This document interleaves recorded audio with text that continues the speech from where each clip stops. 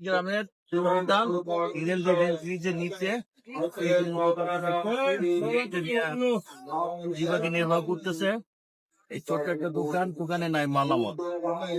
তো এই অবস্থায় যদি সমাজে যারা আছে, নির্ভরশীল মানুষ আছে, যদি একটু পাশে দাঁড়ায়, তাহলে সমাজটা আগায় যায় আর অনেক পরিবার সচ্ছল হয়। তো আমরা এই ভাইয়ের কাছে আসছি। এখন ভাই আপনার কি সমস্যা একটু বলবেন? দোকানে মাল নাই কেন? আমি একলা মানুষ খানিয়ালা ছেলে মেয়ে 5-6 খানিয়ালা সমস্যা। তো তাহলে তো বোঝাই যাচ্ছে ভাইয়ের আসলে কষ্টটা কোন পর্যায়ে বা আপনার সমস্যাটা কোন পর্যায়ে। আমার নাম হলো গোলাম শেখ, গ্রামে রিয়ালদি। তো আলহামদুলিল্লাহ আমি দোয়া করি আমার দেশে ভাই আমাদের করে আগে থেকে খুব ভালো জানে আমার। তো আসলে কি ভাই আমরা এই ফাউন্ডেশন থেকে করার অনেক ইচ্ছা, আসলে সীমাবদ্ধতার কারণে পারতেছি না। আসলে কি সহযোগিতা হচ্ছে একটা ভালোবাসার নিদর্শন, একটা স্মারক। আর এই ফাউন্ডেশনটা মানুষের ভালোবাসার সাথে জড়িত। তো ওইটার জন্য যা করণীয় আছে আত্মীয় সবই আমরা করবো। তো আমরা এটাকে ব্যক্তি হিসেবে না দেখে আমরা একটা প্রতিষ্ঠান হিসেবে দেখতেছি। ছোট ছোট যারা ব্যবসা আছে, পানের দোকান, চায়ের দোকান, এই সমস্ত ব্যবসার সাথে আমরা একটু সম্পৃক্ত হতে থাকতে চাই। ওইখানে আমরা আমাদের ফাউন্ডেশনের পক্ষ থেকে আমরা একটু পাশে দাঁড়ানো আমাদের একটা প্রতিজ্ঞা আছে, সেটারই দায়িত্ব নিয়ে আমরা শুরু করছি।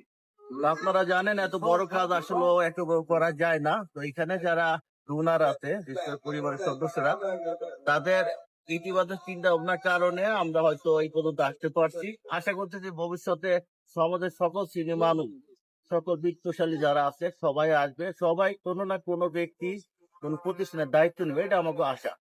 তো আমরা আমাদের ভালোবাসার স্মারক হিসেবে ভাইয়ের ব্যবসাটা যাতে সুন্দরভাবে আগায় তার ভালোবাসা রইলো। এখন আমাদের কিছু ছোট একটা সহযোগিতা আছে, আমি বাইরে থেকে এটা পৌঁছাই দিই। ভাই আপনার জন্য আমাদের প্রতিষ্ঠান থেকে ছোট্ট একটা সহযোগিতা। আশা করছি যে এটা আপনার যদি এই কাজে আছে, আমাদের এটা সার্থকতা। আলহামদুলিল্লাহ দোয়া করেন আমার লেগে সবাই। ইনশাআল্লাহ দোয়া আপনার জন্য রইলো, ভালোবাসা রইলো। আসসালামু আলাইকুম।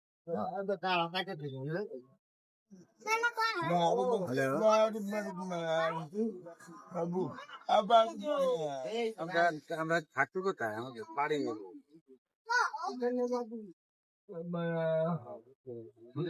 এটা লিখে দিতে হবে, কেমন?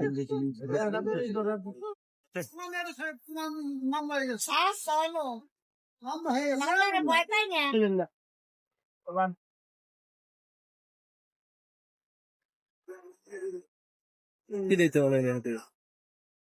ওই তো হয়ে গেল।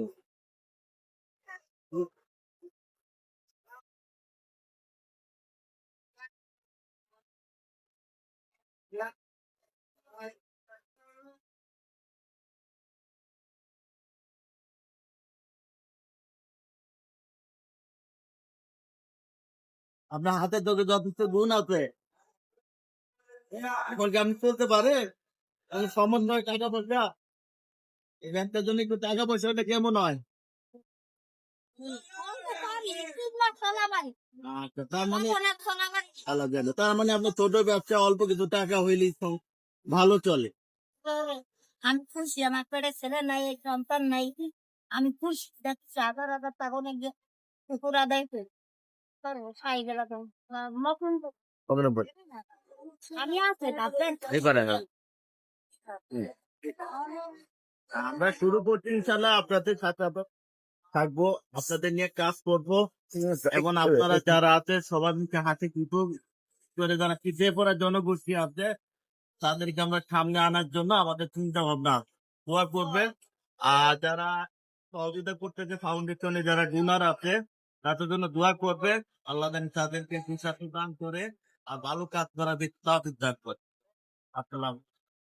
তাহলে বিষয়টা হলো সমাজের যারা মেধা আছে সে মেধা সত্যটা কাজে লাগাতে চায়, বিশেষ করে যারা মেধাবী, সুশীল সমাজ, সাংবাদিক, মসজিদের ইমাম, সবার কাছে সহযোগিতা আমরা কিন্তু তথ্য বানাই, ডাটাবেস বানাই, কাকে সহযোগিতা করা যায়। বিশেষ করে যে সবচেয়ে পিছিয়ে পড়ার যেমন দেখি, যেমন এই যে কাকে আমার পিঠা বানাচ্ছে, আরেকজন একটা চায়ের দোকান আছে, আরেকজন কিন্তু ছোট ছোট ব্যবসা আছে, কেউ বড় বানাচ্ছে, অথচ পরিবারের ঘানি টানতে টানতে তারা দিশেহারা।